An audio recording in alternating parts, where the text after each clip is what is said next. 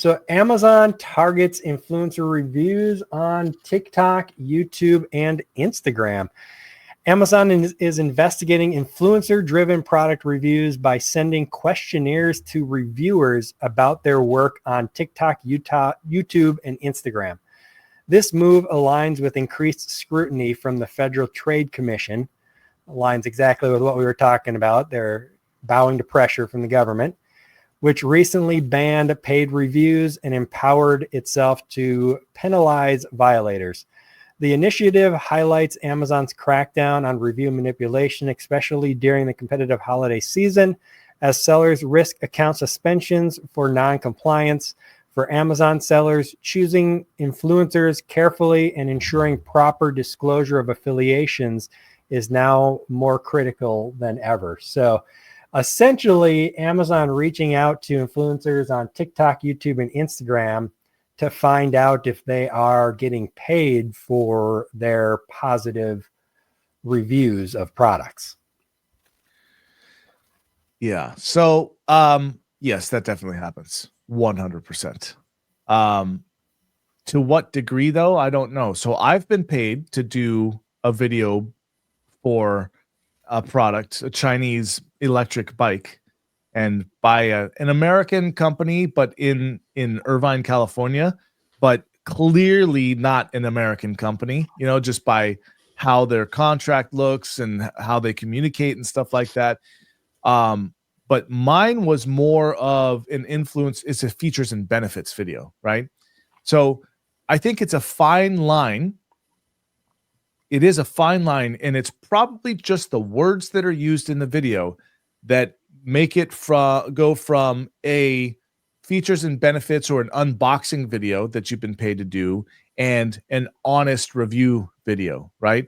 If you start out your video with, this is my honest review about blah, blah, blah, blah, blah, blah, blah, blah, blah, right? But you've been paid to do a review, you are obviously biased, right? Now, if you've been paid to do a features and benefits video, that is different than doing an honest review video, right? So, I mean, I can see if Amazon goes after these people that are doing these review videos, I'd like to know what exactly are they looking for, and are those videos showing up on Amazon as an influencer video, and then they're going after those people through their YouTube and TikTok and stuff accounts as well, or what? Like what?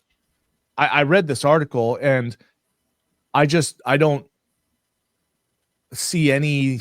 I see a lack of evidence on this. It does seem to leave a lot up to Amazon's interpretation, or really just a lot up. It just leaves a lot up to interpretation of, well, what constitutes not necessarily a paid review versus an unpaid review, but what constitutes a paid review that's biased and then doesn't disclose the bias, right? And it's kind of like in terms of like the lack of transparency around what Amazon actually means here, it's kind of like the recent updates to the bundle policy where they came out with that gift basket exception for any products that Amazon deems gift worthy, right? It's kind of up to Amazon's interpretation which of these new gift box bundles actually are legitimate. And so the point that I made in my newsletter this week is I'm not willing to create a bundle that I have to leave up to Amazon's interpretation as to whether or not they think this is enough of a gift basket. And it's kind of like the same thing here, right? It's like, well, if Amazon doesn't give black and white, I guess, information on what they're looking for and what they're looking to crack down on, how can you know? Right? And are you willing to leave that up to their interpretation? Personally, I'm not. Yeah. I actually know the person that wrote this article. And he's an interesting guy. I like him, but he's always looking like, what's the story here? What's the story here? What's the story here? Right. And I like that Chris commented, Chris McCabe from e-commerce. He was featured in the first article too. That's right. Like, damn, he's getting featured in everything. Nice. Yeah. Well, the thing is that he worked at Amazon for 5+ years in their issue resolution area. Yep. And so he really knows this stuff. At this point, that's why he has an agency that helps people, because nobody knows it out there. well, I shouldn't say nobody, very few people know what to do and what to tell Amazon to handle issues as well as he does, right? Right. But going back to this article, I don't see Amazon taking any action against these people. And Chris has never heard of anyone getting that. I'm semi on the influencer lines for Amazon Influence. I've never heard this come up in any of the groups that I'm in.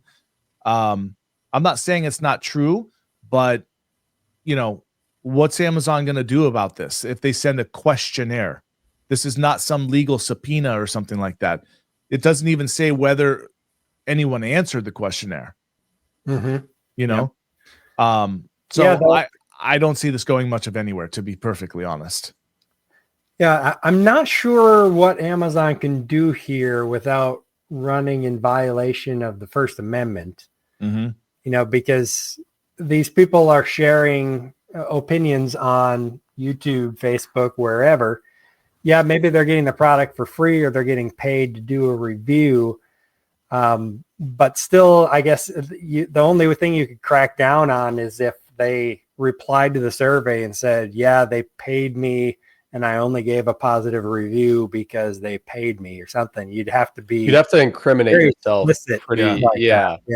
Well, and that's the thing is it's not illegal to not disclose an affiliate relationship as far as I know. It's just, I think most people would probably argue, not very ethical. I think it is now, actually, Corey. There's something now where if you have if there's a monetary exchange, I think you have to disclose it now. And you know what? That would be a very interesting thing to actually find out. While you guys chat about that, I'm gonna just see if I can find the link on that. Yeah. I think that was a part of the recent crackdown that the FCC put out, and that was included in there about disclosing if you're being paid for a review or given a free product or something like that. So that may be what they're going after. But what they have to figure out is not only did the person making the video get paid to make the review, did the company that's selling the product do the paying and require them to do a positive review?